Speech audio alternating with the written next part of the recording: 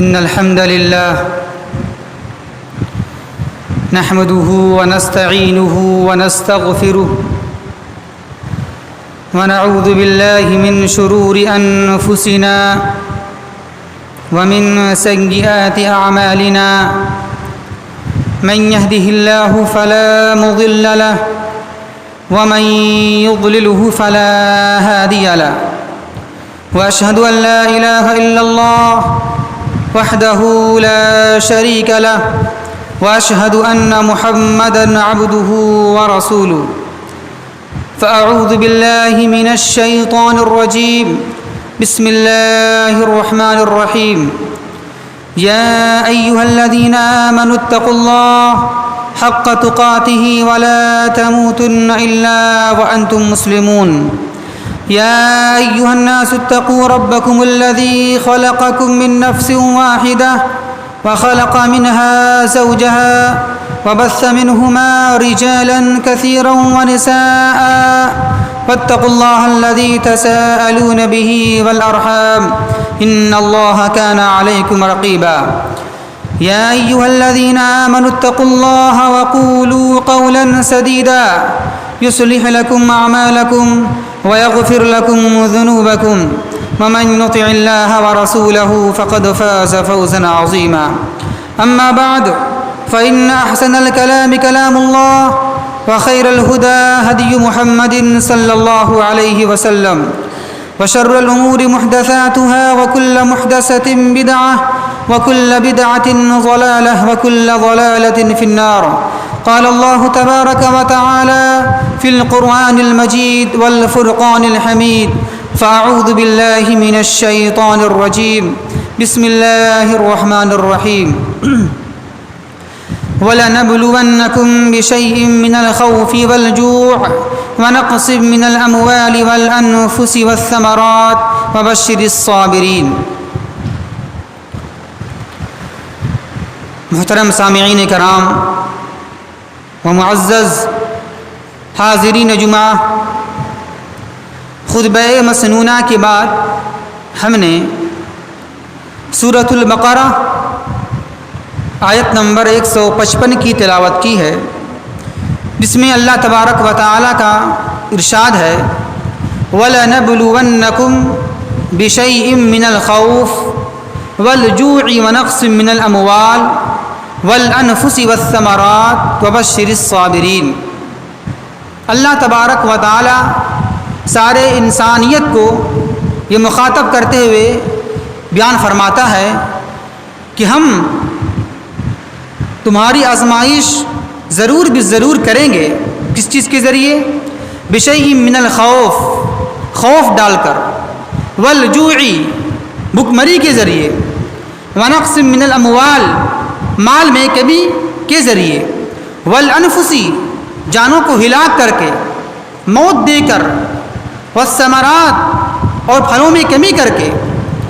اس کے بعد اللہ تبارک و تعالی ارشاد فرماتا ہے وبشر الصابرین، جو ان تمام مصائب میں، مشکلات میں، آزمائش میں صبر کر لے تو اے میرے نبی صلی اللہ علیہ وسلم آپ ان کو جنت کی خوشخبری سنا دیجیے۔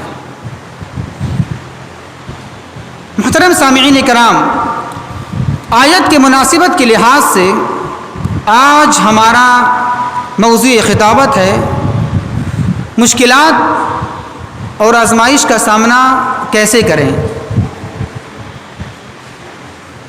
محترم سامعین، یہ دنیا مصیبتوں اور مشکلات کی آماج گاہ ہے،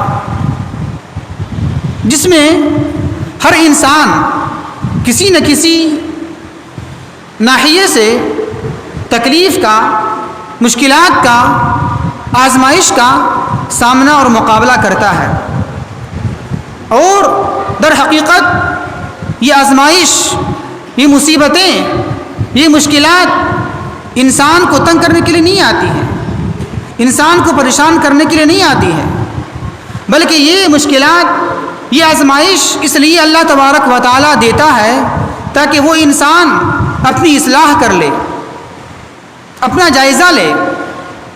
اور ایک مومن کے لیے تو یہ مصیبت، یہ آزمائش ایک تحفہ ہے، ایک نعمت ہے، کیونکہ ایک مومن دونوں حالاتوں میں ثواب کا، انعام کا مستحق ہوتا ہے۔ اگر ایک مومن مصیبتوں پر صبر کرتا ہے تو پھر بھی اچھا ہے، اس کے لیے صبر کرتا ہے اچھا ہے۔ اگر ایک مومن خوشحالی میں شکر کرتا ہے تو اس کے لیے بھی اچھا ہے۔ یعنی ایک مومن کے لیے دونوں حالاتوں میں صبر ہو، مشکلات ہو، پریشانیاں ہوں یا اچھی حالات ہوں، دونوں حالات میں وہ ثواب سے خالی نہیں ہوتا ہے، اسے انعام اکرام سے نوازا جاتا ہے۔ بہرحال مصیبتوں کا آنا، مشکلات کا آنا یہ زندگی کا لازمی حصہ ہے، آ کر ہی رہے گی، کسی سے اس سے مفر نہیں ہے، کوئی اس سے بچ نہیں سکتا ہے، چھوٹا ہو، بڑا ہو، مرد ہو، عورت ہو، عالم ہو، جاہل ہو، مومن ہو، غیر مومن ہو، کافر ہو، مشرک ہو، ان تمام لوگوں کو ان تمام مصائب سے، مشکلات سے گزرنا ہی پڑے گا، کوئی اس سے بچ نہیں سکتا ہے۔ تو جب ہمیں یہ معلوم ہو گئی یہ بات کہ دنیا میں مصیبتوں کا آنا، مشکلات کا آنا یہ زندگی کا لازمی حصہ ہے، تو اب سوال یہ پیدا ہوتا ہے آخر ہم ان مشکلات کا، ان مصیبتوں کا سامنا کیسے کریں، مقابلہ کیسے کریں، کیسے کیا جائے؟ کیونکہ بہت سارے انسان ایسے ہوتے ہیں کہ جب ان پر مصیبتیں آتی ہیں، مشکلات آتی ہیں، آزمائش آتی ہیں تو وہ بالکل ٹوٹ جاتے ہیں، بکھر جاتے ہیں، منتشر ہو جاتے ہیں، شکوہ شکایت کرنا شروع کر دیتے ہیں۔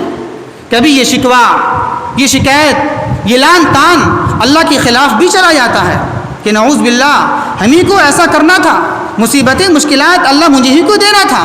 تو کبھی یہ شکوہ، یہ لعن طعن، یہ شکایت اللہ کے خلاف بھی چلا جاتا ہے نعوذ باللہ۔ اور کبھی لوگ ایسے ہوتے ہیں کہ مشکلات کی وجہ سے، پریشانیوں کی وجہ سے خودکشی تک کر لیتے ہیں لوگ، ایسا ہوتا ہے۔ مشکلات آئی، پریشانیاں آئیں، سنبھال نہیں پائے، بکھر گئے، ٹوٹ گئے، تو کیا کیا؟ آخری کیا ہے اس کا علاج؟ خودکشی کر لو، اپنے آپ کو مار ڈالو۔ اور یہ جو مصیبتیں ہوتی ہیں نا، مشکلات جو ہوتی ہیں، اس کی مختلف شکلیں ہوتی ہیں۔ کبھی آزمائش ہوتی ہے بیماری کے ذریعے، کبھی آزمائش ہوتی ہے قید و بند کے ذریعے، کبھی مصیبت آتی ہے تنگحالی کے ذریعے، بدحالی کے ذریعے، کبھی مصیبتیں آتی ہیں فقر و فاقہ کے راستے سے، کبھی مصیبتیں آتی ہیں خوف ڈر کے ذریعے، کبھی مصیبتیں آتی ہیں کسی کی وفات کے ذریعے، کسی کو اٹھا لینا، کسی کو موت دے دینا، اس طرح آزمائش آتی ہے، مصیبتیں آتی ہیں۔ تو یہ سب کی سب کیا ہے؟ مصیبتوں کی شکلیں ہیں، آزمائش کی شکلیں ہیں۔ آخر اس کا اسلام میں اس کا حل ہے یہ نہیں، اس کا علاج ہے کہ نہیں؟ آخر ہم ان تمام مشکلات سے، آزمائش سے مقابلہ کیسے کریں، اس کا سامنا کیسے کریں؟ آخر ہم اس کا حل ہے یا نہیں اسلام کے اندر میں؟ آخر وہ کون سا طریقہ ہے، وہ کون سا اصول ہونا چاہیے جس اصول کو ہم اپنا کر مشکلات کا سامنا کر سکیں، اپنے آپ کو ٹوٹنے سے روک سکیں، اپنے آپ کو نا امیدی سے روک سکیں، اور اپنے آپ کو اللہ کی رحمت سے مایوس ہو کر ہم بچ سکیں؟ وہ کیا اصول ہیں، وہ کیا طریقے ہیں؟ آئیے ذرا ہم دیکھتے ہیں کہ وہ اصول، وہ طریقے کیا ہیں جس کو اپنا کر ہم مصیبتوں کا سامنا کر سکتے ہیں، اپنے آپ کو ہم بچا سکتے ہیں ٹوٹنے سے، بکھرنے سے۔ آج یقین بات دیگر مصیبتوں کا سلسلہ جاری ہے۔ آپ دیکھ لیں، آپ حکومت کا یہ بد مزاجی یا حکومتوں کا انتشار، اختلاف، اسی طرح قتل و غارت گری، مارا جانا، یہ ذلت، یہ رسوائی، یہ فقر و فاقہ، یہ بد امنی، یہ خوف، یہ ڈر، کیا ہے؟ مصیبت ہے، یہ مشکلات ہے۔ ہم اس مشکلات کا سامنا کیسے کریں؟ ہم اپنے آپ کو کیسے بچائیں ٹوٹنے سے، بکھرنے سے؟ آئیے ذرا اس کے اصول دیکھتے ہیں، اس کے طریقے دیکھتے ہیں۔ آئیے وہ کیا ہے؟ سب سے پہلا طریقہ یہ عقیدہ رکھا جائے کہ جو بھی مصیبتیں آتی ہیں، مشکلات آتی ہیں، وہ اللہ ہی کی طرف سے آتی ہیں، اللہ کی مشیت سے آتی ہے، اللہ کی مرضی سے آتی ہے۔ ایسا ہو ہی نہیں سکتا کہ مصیبت آئے، مشکلات آئے، وہ اللہ کی مرضی کے خلاف آ جائے، اللہ نہ چاہے پھر بھی چلا آئے، ایسا ہو ہی نہیں سکتا۔ ہر مصیبت، ہر مشکلات اللہ کی طرف سے ہوتی ہے، اللہ کی مشیت ہی سے آتی ہے۔ ایسا ہو ہی نہیں سکتا کہ مصیبت آپ کے پاس آئے اس میں اللہ کی مرضی نہ ہو، اللہ کی مشیت نہ ہو، ایسا ہو ہی نہیں سکتا۔ اللہ تبارک و تعالی ارشاد فرماتا ہے سورہ تغابن کے اندر، ما اصاب من مصیبت الا باذن اللہ، جو مصیبتیں مشکلات تمہارے پاس آتی ہے الا باذن اللہ، وہ اللہ کی اجازت سے آتی ہے، اللہ کے حکم سے آتی ہے۔ اسی طرح اللہ تبارک و تعالی ارشاد فرماتا ہے سورہ آل عمران کے اندر، وما اصابکم یوم التقى الجمعان فباذن اللہ، کہ جو مصیبتیں مشکلات تمہیں پہنچی ہیں اے صحابہ جنگ احد میں، وہ اللہ کے اجازت سے ہے، اللہ کے حکم سے ہے، اللہ کی مرضی سے ہے۔ تو اس سے پتہ ہی چلا اگر ایک مومن کا عقیدہ یہ بن جائے، جو مشکلات، مصیبتیں، آزمائشیں، کسی کی موت، کسی کی حیات، کسی کی قتل، کسی کی فقر و فاقہ آتی ہے، تو اس میں اللہ کی مرضی ہوتی ہے، اللہ کی مشیت ہوتی ہے، بغیر اللہ کی مشیت کے کوئی چیز ہو ہی نہیں سکتی۔ اگر یہ عقیدہ بن جائے ایک مومن کا، تو اس کا دل سکون ہو جاتا ہے، سکون ہو جاتا ہے، اور اس کا دل اللہ کی طرف مڑ جاتا ہے، مائل ہو جاتا ہے۔ اور اس کے بعد جب بھی اس مومن پر مصیبتیں آتی ہیں، مشکلات آتی ہیں، تو وہ اس کا دل کہاں متوجہ ہوتا ہے؟ اللہ کی طرف، اور اللہ سے دعا کرتا ہے وہ۔ لیکن اگر اس کے برخلاف، اس کے برعکس، اگر یہ مصیبتیں، یہ مشکلات کسی کافر پر آ جائے، کسی مشرکین پر آ جائے، تو اس کا دل کہاں مڑ جاتا ہے؟ اس کا دل ظاہری دنیا کے اسباب کی طرف مڑ جاتا ہے، اس کا دل اللہ کی طرف مائل ہونے کے بجائے اس کا دل کہاں جاتا ہے؟ دنیا کی طرف۔ ایسا ہوا تو ایسا ہوا، ایسا ہوتا تو ایسا ہوتا، اگر ایسا نہ کرتا تو ایسا نہ ہوتا، مطلب اگر مگر چوں چرا لوگ بولنا شروع کر دیتے ہیں۔ کس کا حال ہے؟ یہ دنیا دار کا حال ہے، یہ اس کا حال ہے جس کے اندر ایمان نہیں ہے، کافر ہیں، مشرک ہیں، کہ اگر ایسا کرتا تو ایسا نہ ہوتا، اگر ایسا کرتا تو ایسا نہ ہوتا، تو اگر مگر چوں چرا، یہ کس کا دروازہ کھولتا ہے؟ یہ شیطان کا دروازہ کھولتا ہے۔ مومن کا عقیدہ یہ ہے جو ہوا اللہ کی مرضی سے ہوا ہے۔ ٹھیک ہے، احتیاط کرنا ہے، اپنا احتیاط برتنا ہے، لیکن برتنے کے بعد احتیاط برتیں، ہر چیز کریں، آپ ہر چیز کریں، لیکن اسباب اختیار کرنے کے بعد پھر بھی وہ چیز نہ ہو، آپ کے ہاتھ سے نکل جائے، تو کیا سمجھیے؟ اللہ کی مرضی اس میں ہے، اللہ کی مشیت ہے۔ تو جس کا دل ایسا ہو جائے کہ جو بھی کام ہوتا ہے، مصیبتیں، مشکلات، جو بھی ہوتا ہے، وہ اللہ کی مرضی سے ہوتی ہے، اللہ کی مشیت سے ہوتی ہے، جب ایسا دل بن جائے گا تو انشاءاللہ ہمارا دل سکون ہو جائے گا، وہ اللہ کی طرف سے ہوتا ہے۔ یہ ہے پہلا طریقہ، مشکلات کا سامنا کرنے کا پہلا طریقہ۔ دوسرا طریقہ، مصیبتوں کا آنا یہ اللہ تبارک و تعالیٰ کی ایک دائمی سنت ہے، ایک سنت جاریہ ہے، یعنی اللہ تبارک و تعالیٰ کا ایک قانون ہے اس دنیا فانی کے اندر، کہ اللہ تبارک و تعالیٰ ہر انسان کو جو اس دنیا فانی کے اندر آیا ہے، اللہ سب کو آزماتا ہے، مصیبتیں دیتا ہے، مشکلات دیتا ہے۔ ذرا پڑھیے آپ سورہ عنکبوت کی شروعات کی آیت کریمہ کیا ہے؟ الف لام میم احسب الناس ان یترکوا ان یقولوا آمنا وهم لا یفتنون۔ احسب الناس، کیا لوگوں نے یہ سوچ رکھا ہے، یہ گمان کر رکھا ہے کہ انہیں یوں ہی چھوڑ دیا جائے گا؟ صرف اتنا کہنے پر کہیں ایمان لے آئے ہم، اور ایمان لانے کے بعد اسے آزما نہیں جائے گا، اسی مصیبتوں میں ڈالا نہیں جائے گا، اسے آزمائش کی بھٹی میں ڈالا نہیں جائے گا؟ تو یہ سوچنا، یہ تصور کرنا کہ ایمان لے آئیں بس اتنا کافی ہے، ہمیں آزمائش نہیں آئے گی، مصیبتوں کا سامنا ہمیں نہیں کرنا پڑے گا، ایسی بات نہیں ہے۔ مصیبتیں آئیں گی، مشکلات آئیں گی، ایمان لانے کے بعد، ایمان پہ اقرار کر لینے کے بعد مصیبتوں کا آنا یہ لازمی حصہ ہے۔ اسی کے آگے اللہ تبارک و تعالیٰ ارشاد فرماتا ہے، اللہ کا قانون کیا ہے؟ کیا؟ وَلَقَدْ فَتَنَّ الَّذِينَ مِنْ قَبْلِهِمْ، کہ ہم آزماتے ہیں، اس سے پہلے والوں کو آزمایا ہم نے۔ فَلَيَعْلَمَنَّ اللَّهُ الَّذِينَ صَدَقُوا وَلَيَعْلَمَنَّ الْكَاذِبِينَ۔ اور اللہ آزماتا کیوں ہے؟ مصیبت کیوں دیتا ہے؟ مشکلات کیوں دیتا ہے؟ اس لیے دیتا ہے، اس کی حکمت کیا ہے؟ اللہ بیان فرماتا ہے اسی کے آگے، فَلَيَعْلَمَنَّ اللَّهُ الَّذِينَ صَدَقُوا وَلَيَعْلَمَنَّ الْكَاذِبِينَ، تاکہ اللہ تبارک و تعالیٰ یہ لوگوں کے سامنے ظاہر کر دے، یہ باور کرا دے، یہ اعلان کر دے کہ تم میں سے سچے کون ہیں، جھوٹے کون ہیں۔ جب ایک انسان پر مصیبت آتی ہے، مشکلات آتی ہیں، اگر وہ حقیقی مومن ہوتا ہے تو کیا بولتا ہے؟ اِنَّا لِلَّهِ وَإِنَّا إِلَيْهِ رَاجِعُونَ۔ کچھ نہیں، جو ہوا سب اللہ کی طرف سے ہوا ہے. اس میں آہو بکا کرنا، نوحہ ماتم کرنا، غم کرنا، فکر کرنا، سوچ بچار کرنا، ایسا کیوں ہوا؟ ایسا نہیں ہونا چاہیے تھا. تو یہ زیادہ لان تان، غم و فکر، حزن، ملال نہیں، اللہ پر چھوڑ دیجیے آپ. کیونکہ اللہ بیان کرتا ہے زیادہ لان تان کرنا، نوحہ ماتم کرنا، اللہ اس سے یہ پتہ ظاہر کر دے گا لوگوں کے سامنے کہ سچے کون ہیں، جھوٹے کون ہیں. اسی طرح اللہ تبارک و تعالی بیان فرماتا ہے دوسری پارے کے اندر، ام حسبتم ان تدخلوا الجنة ولما يأتكم مثل الذين خلوا من قبلكم مستهم البأساء والضراء وزلزلوا حتى يقول الرسول والذين آمنوا معه متى نصر الله ألا إن نصر الله قريب. کیا اللہ بیان کرتا ہے کیا تم یہ گمان کرتے ہو، یہ سوچتے ہو کہ تم جنت میں یوں داخل ہو جاؤ گے بغیر آزمائش کے، مشکلات کے، مصیبت نہ آئے تم جنت میں داخل ہو جاؤ گے؟ نہیں، ایسی بات نہیں ہے. مصیبتیں آئیں گی، مشکلات آئیں گی. اور یہ بھی سن لو تم سے پہلے والے لوگوں پر اتنی مصیبتیں آئیں جو مصیبت تم پر نہیں آئی ہے.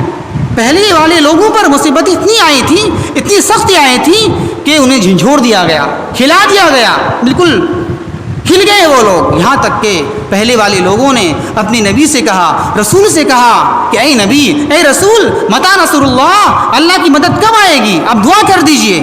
تو اللہ بیان کرتا ہے الا ان نصر اللہ قریب، سن لو، بے شک خبردار اللہ کی مدد قریب ہے. تو مصیبتوں کا آنا، مشکلات کا آنا یہ ایمان کا لازمی حصہ ہے. اللہ آزمائے گا آپ کو کسی بھی طریقے سے، فخر فاقہ کی صورت میں، مصیبت دے کر، آزمائش دے کر، کسی کی موت دے کر، کسی کی وفات دے کر، کسی کو چھین کر آزمائے گا اللہ. اس میں صبر کرنا ہے، اس میں صبر کرنا ہے، یہی طریقہ ہے، یہ راستہ ہے.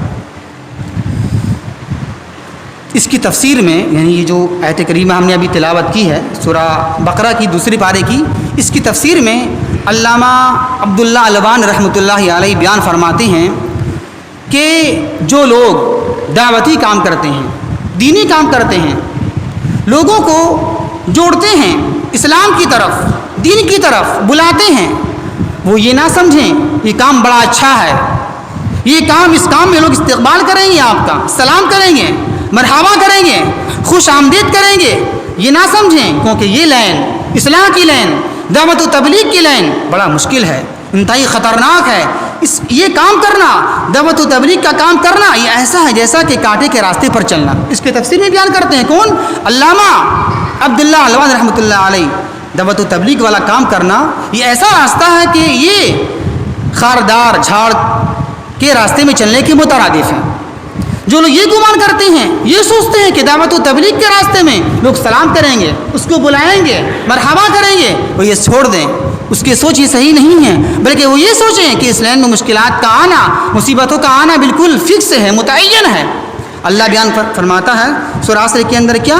والعصر ان الانسان لفی خسر الا الذین آمنوا وعملوا الصالحات وتواصوا بالحق وتواصوا بالصبر. کہ سن لو، تمام یہ سارے قسم ہے زمانے کی، قسم ہے زمانے کی، ان الانسان لفی خسر، سارے انسان گھاٹے میں ہیں، خسارے میں ہیں، نقصان میں ہیں، سوائے 4 لوگوں کے، اس سے بچے ہیں. الا الذین آمنوا، سوائے وہ لوگ جو ایمان لے آئے، وعملوا الصالحات، اور نیک اعمال کر لیے، وتواصوا بالحق، حق کی وصیت کیے، وتواصوا بالصبر، اور صبر کرتے رہے. ذرا غور کیجئے گا، اللہ تبارک و تعالی نے فوراً کیا کہا؟ حق کے بعد جب حق کی وصیت کریں گے، آپ کسی کو بلائیں گے دین کے راستے پر، توحید کی طرف، تو مصیبتوں کا آنا، مشکلات کا آنا لازمی حصہ ہے. لوگ لان تان کریں گے، لوگ ماریں گے بھی آپ کو، تو فوراً اللہ نے کہا اس کے بعد وتواصوا بالصبر، آپ کو صبر کرنا ہے. جب بھی آپ حق کی دعوت دیجیے گا، آپ روڑا آئیں گے، مشکلات آئیں گے، آپ کو کیا کرنا ہے؟ وتواصوا بالصبر، صبر کی وصیت کرتے رہنا ہے آپ کو. جس سے پتہ ہی چلا دعوت و تبلیغ کی راہ، اصلاح کی راہ، اللہ کی طرف بلانے والی راہ اچھا کام ہے، لیکن یہ عمل، یہ ذمہ داری بڑی مشکل ہے. اس کی تفسیر میں یہ بیان فرماتے ہیں. نمبر 3، مشکلات کا سامنا کیسے کیا جائے. جو بھی مصیبتیں آتی ہیں، مشکلات آتی ہیں، اس میں یہ عقیدہ رکھا جائے، یہ سوچ رکھا جائے، یہ عقیدہ بنایا جائے کہ ہر مصیبت، ہر مشکلات جو آتی ہے میری تقدیر کا حصہ ہے، میرے مقدر میں لکھی ہوئی ہے. ایسا ہو ہی نہیں سکتا کہ مصیبت آئے، مشکلات آئے، وہ تقدیر سے الگ ہو، تقدیر سے ہٹ کر ہو، ایسے آ گئی آپ کی. نہیں، ہر مصیبت، ہر مشکلات جو بھی آپ کے پاس آتی ہے وہ تقدیر کا حصہ ہے، تقدیر میں لکھی ہوئی ہے. اللہ تبارک و تعالی بیان فرماتا ہے سورہ حدید کے اندر، ما اصاب من مصیبت فی الارض ولا فی انفسکم الا فی کتاب من قبل ان نبرأها ان ذلک علی اللہ یسیر. کہ سن لو، جو مصیبتیں، مشکلات اس زمین کے اوپر آتی ہیں، یا جو مصیبتیں، مشکلات تمہاری جان کے اوپر آتی ہے، یہ سب کے سب اللہ نے لکھ رکھا ہے. کہاں؟ لوح محفوظ کے اندر، اس کے پیدا ہونے سے پہلے. مصیبت، مشکلات اس دنیا میں آتی ہے، اس کے ظاہر ہونے سے پہلے اللہ نے کہاں لکھ رکھا ہے؟ لوح محفوظ کے اندر. یہ مصیبت آئے گی، مشکلات آئے گی اس دن میں، اس ڈیٹ میں، اس مہینے میں، اس سال میں، تو اللہ نے لکھ رکھا ہے، تقدیر میں لکھی ہوئی ہے. کوئی بھی عمل، کوئی بھی مشکلات تقدیر سے آگے نہیں بڑھ سکتی ہے، اور یہ کام اللہ کے لیے آسان ہے. ان ذلک علی اللہ یسیر، یہ لکھنا لوح محفوظ کے اندر میں، یہ آسان اللہ تبارک و تعالیٰ کے لیے ہے. اسی طرح مسلم شریف کی حدیث ہے، اللہ کے نبی صلی اللہ علیہ وسلم نے ارشاد فرمایا کہ اللہ تبارک و تعالیٰ نے زمین و آسمان کی پیدائش سے 50,000 سال پہلے اللہ تبارک و تعالیٰ نے ساری مخلوقات کی تقدیر کو لکھ رکھا ہے، لکھ دیا ہے. اسی طرح ابو داؤد کی حدیث ہے، اللہ کے نبی صلی اللہ علیہ وسلم نے بیان فرمایا کہ اللہ تبارک و تعالیٰ نے سب سے پہلے قلم کو پیدا کیا، قلم. پھر اللہ نے قلم کو حکم دیا کہ لکھ دو، تقدیر کو لکھ دو، جتنی مخلوقات ہیں سب کی تقدیر کو لکھ دو. تو لکھ دیا. قیامت تک جو بھی ہونے والے ہیں سب کو تقدیر کو لکھی جا چکی ہے. تو اب یہ سمجھنا، جب مصیبتوں کا آنا، مشکلات کا آنا، یہ تقدیر کا حصہ ہے. جب ایک مومن یہ ٹھان لیتا ہے، یہ مان لیتا ہے کہ جو مصیبتیں آئی ہیں میری تقدیر کا حصہ ہے، اس پر صبر کیا جائے تو اسے سکون ملتا ہے، راحت ملتی ہے. تو ہر مصائب، ہر مشکلات، ہر پریشانیاں یا ہر سکون، ہر راحت جو بھی آتی ہے آپ کے سامنے وہ تقدیر کا حصہ ہوتی ہے. اس پر صبر کیا جائے، آہو فغا یا نوحہ ماتم نہ کیا جائے، سب و شتم نہ کیا جائے. نمبر 5،